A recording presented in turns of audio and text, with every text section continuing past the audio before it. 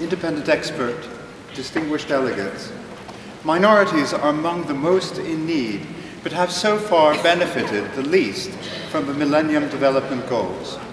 Discrimination, language barriers, and geographic remoteness are considerable obstacles preventing many minority communities from participating in economic life.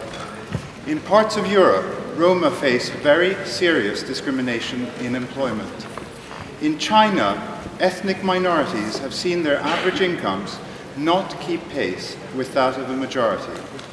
In Colombia, Afro-descendant communities face forced dispossession of their land. In many countries, including, for example, Iran, government infrastructure investment lags behind in minority areas, preventing access to markets.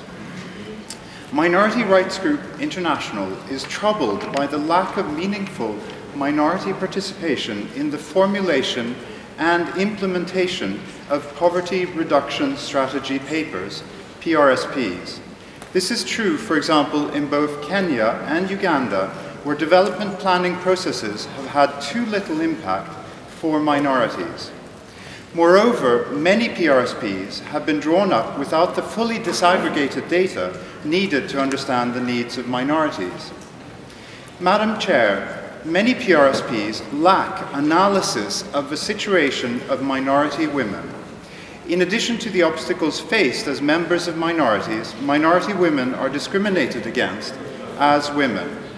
Minority women face the effects of less equal access to education, placing many categories of employment out of reach.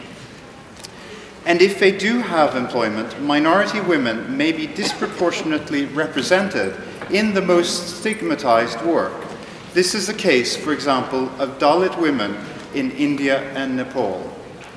The draft recommendations are very comprehensive. In particular, we at MRG support Recommendation 48 on the creation of a voluntary fund to support participation of minorities in the UN.